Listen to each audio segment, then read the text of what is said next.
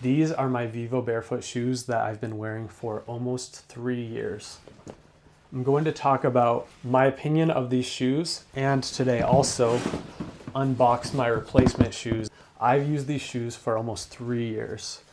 During that time, I've worn them, I'd say at least 2/3 of the days. A while back, these were pretty much one of my only pairs of shoes besides sandals. So these were kind of my everything shoe. These shoes have by far lasted me longer than any other shoe I've had, which is great because these are more expensive than most other shoes you could buy. So if they're durable, that's going to help make the price more worth it. So the main reason I decided to replace these is because of the sole being worn down to almost nothing, especially in the spots that I use it the most. Right here, under the heel, and also under the big toe. So this is the firm ground tread pattern. It's made for trails and harder ground that isn't paved. I would almost compare it to like a off-roading tire on a car. It wears more quickly on roads and might even be less comfortable on roads. So they really are built for trails mainly, which is what I did use them on, mostly working on farms and hiking, that kind of thing. But I also did run on pavement with them. You'll notice a lot of things about the shoe, especially the holes in it here. This obviously scratched up on a lot of things over the years, and really it reduced the aesthetic appeal of the shoe mainly, but also it lost its water resistant property. These are the all-weather version of the shoes, which are meant to not get wet as easily, but once these holes were in it, that was basically done for. One of the first things that broke on these shoes for me was the lace.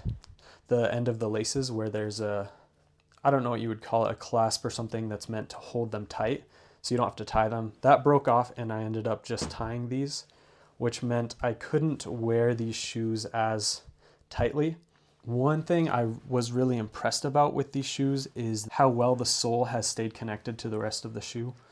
Almost any other shoe I've bought, whether that's Vans or Converse or a hiking boot, this part comes off from the rest of the shoe and just starts to deteriorate rapidly, which never happened with this one, and that's why they've lasted so long. Here's the other one. It looks about the same. It's got the holes in it. The sole is still attached. There's lots of wear in the heel that I actually patched at some point, and the lace did break. So still comfortable, but they don't look great, and they're not serving me very well, not having traction. So overall, since I had these for so long, I would say that they are worth the money, and that's why I decided to order a replacement for them that's the same shoe. So these are the Primus Trail 2 second edition, while what I have in this box is the Primus Trail 3. And these were about $150. Got the exact same size and everything. So let me show you what they look like. Let's take one out. You'll notice one aesthetic difference is that they added this black section to the back of the sole. Honestly, I don't like that look as much, but it's fine. You can see this is the, let me put down these old shoes. Let's just focus on these ones. So they look really clean. You can see this is the tightening mechanism that broke on my other shoes. So we'll see how long that lasts here. Maybe it's possible to relace these if that happens.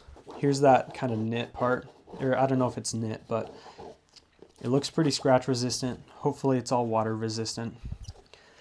This is how our soles are supposed to look.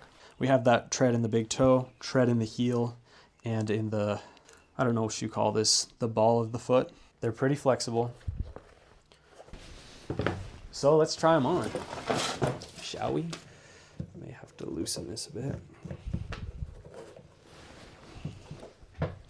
One thing I've really liked about these is that they're pretty much slip-ons. Come on and off really easily.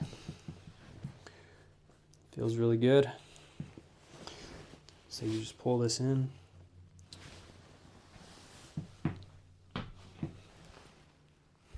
All right, let's put the other one on.